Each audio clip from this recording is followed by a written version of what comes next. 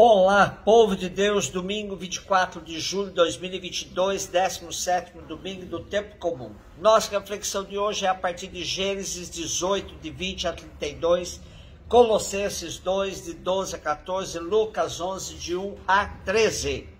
Naqueles dias o Senhor disse a Abraão: o clamor contra Sodoma e Gomorra cresceu e agravou-se muito o seu pecado. Vou descer para verificar se as suas obras correspondem ou não ao clamor que chegou até mim. Partindo dali, os homens dirigiram-se a Sodoma, enquanto Abraão ficou na presença do Senhor. Então, aproximando-se, disse a Abraão: vais realmente exterminar o justo com o ímpio? Se houvesse 50 justos na cidade, acaso iríeis exterminá-los? Não pouparias o lugar por causa dos 50 justos que ali vivem? Longe de ti agir assim, fazendo morrer o justo com o ímpio, como se o justo fosse igual ao ímpio. Longe de ti, o juiz de toda a terra não faria justiça? O Senhor respondeu: se eu encontrasse em Sodoma 50 justos, pouparia por causa deles a cidade inteira. Abraão prosseguiu dizendo: estou sendo atrevido em falar a meu Senhor, eu que sou pó e cinza.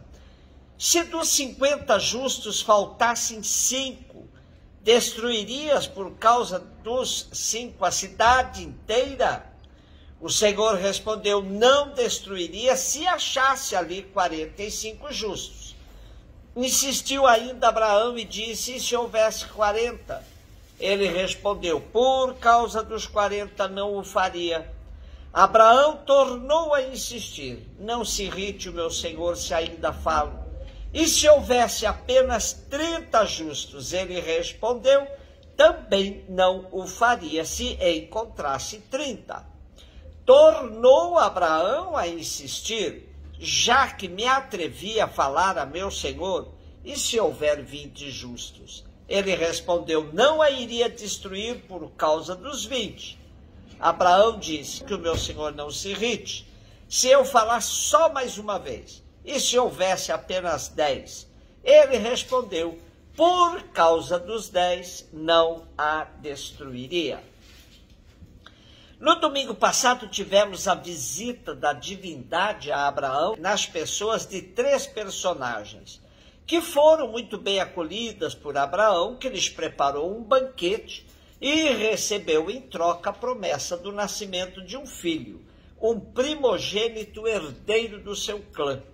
Saindo daí, a divindade, ainda acompanhada por Abraão, foi até um alto de onde se avistava a cidade de Sodoma, verificando a situação de pecado da cidade, que passou para a história como pecado na ordem da moral sexual, mas que, na verdade, o Senhor a condenou pela falta de hospitalidade.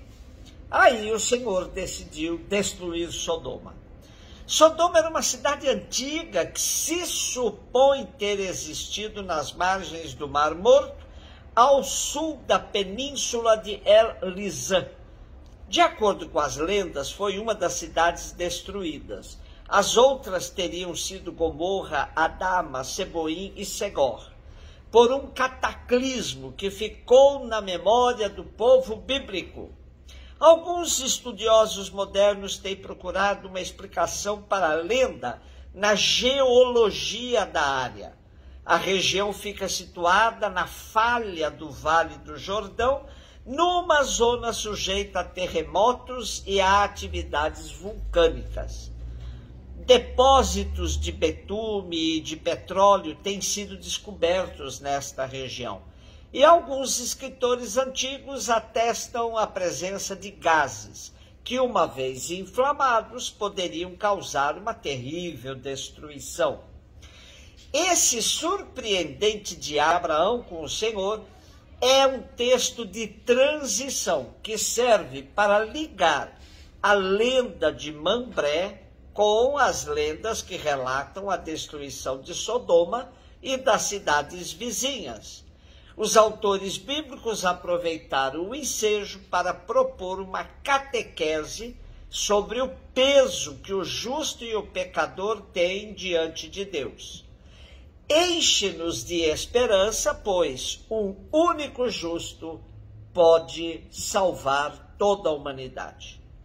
Colossenses 2, de 12 a 14. Irmãos, com Cristo fostes sepultados no batismo, com ele também fostes ressuscitados por meio da fé, no poder de Deus, que ressuscitou a Cristo dentre os mortos. Ora, vós estáveis mortos por causa dos vossos pecados, e vossos corpos não tinham recebido a circuncisão, até que Deus vos trouxe para a vida, junto com Cristo, e a todos nós perdoou os pecados. Existia contra nós uma conta a ser paga, mas ele a cancelou, apesar das obrigações legais, e a eliminou pregando-a na cruz. Estamos lendo a carta aos Colossenses nestes domingos do tempo comum e constatamos a intenção de Paulo em deixar clara a centralidade de Cristo na vida das comunidades. Já vimos nos 2 domingos precedentes que a luta de Paulo também era de enfrentar os falsos doutores, que insistiam na não salvação daqueles que tinham morrido sem ter seguido à risca os ditames da lei. Paulo sublinha uma vez mais que Cristo basta para a salvação dos seus seguidores. Sepultados com Cristo no batismo, ressuscitaremos com ele, pois ele, com o sacrifício da cruz, cancelou todas as obrigações legais, inclusive aquelas que não cumprimos. Lucas 11, de 1 a 13, Jesus estava rezando num certo lugar. Quando terminou, um de seus discípulos pediu-lhe: Senhor, ensina-nos a rezar como também João ensinou a seus discípulos. Jesus respondeu: quando rezardes, dizei: Pai, santificado seja o teu nome, venha o teu reino, dá-nos a cada dia o pão de que precisamos e perdoa-nos os nossos pecados, pois nós também perdoamos a todos os nossos devedores, e não nos deixes cair em tentação. E Jesus acrescentou: se um de vós tiver um amigo e for procurá-lo à meia-noite e lhe disser: amigo, empresta-me 3 pães, porque um amigo meu chegou de viagem, nada tenho para lhe oferecer. E se o outro responder lá de dentro: não me incomoda, já tranquei a porta, meus filhos e eu já estamos deitados, não me posso levantar para te dar os pães. Eu vos declaro, mesmo que o outro não se levante para dá-los, porque é seu amigo, vai levantar-se ao menos por causa da impertinência dele e lhe dará quanto for necessário. Portanto, eu vos digo: pedi e recebereis, procurai e encontrareis, batei e vos será aberto. Pois quem pede recebe, quem procura encontra, e para quem bate se abrirá. Será que algum de vós que é pai, se o filho pedir um peixe, lhe dará uma cobra? Ou ainda, se pedir um ovo, lhe dará um escorpião? Ora, se vós que sois maus sabeis dar coisas boas aos vossos filhos, quanto mais o Pai do céu dará o Espírito Santo aos que o pedirem. Estamos lendo o Evangelho de Lucas neste tempo comum do ano C, que nos apresenta Jesus no caminho de Jerusalém. Caminho pedagógico em que Jesus vai preparando seus discípulos para a continuidade de seu seguimento depois de sua volta ao Pai. O Jesus apresentado por Lucas é um Jesus orante, sempre em sintonia com o Pai para discernir seu projeto de reino. A oração aqui ganha um sentido profundo de diálogo com o Pai, com a mesma ousadia e confiança de Abraão e de Jesus. O Pai Nosso ensinado por Jesus em resposta a um pedido de seus discípulos não pode ser entendido como uma fórmula mecânica. Além de ser mais enxuto que o Pai Nosso de Mateus, é uma inspiração para o nosso diálogo com o Pai. Importante é termos claro que a oração, na perspectiva de Jesus, é o espaço do seu encontro com o Pai, indicando aos seus discípulos para que o façam, buscando discernimento para cumprir no dia a dia a vontade do Pai.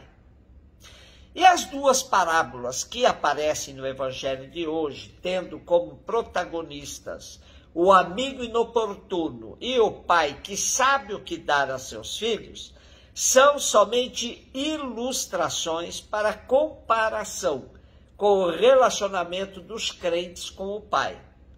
O que nos enche de esperança é saber que Deus Pai é muito melhor que qualquer um de nós. E a promessa maior é o dom do Espírito Santo, que o Pai nos dá, pois com ele o discernimento é iluminado. Peçamos sempre esse dom do Espírito Santo e tudo mais nos será dado por acréscimo. Um beijo no seu coração.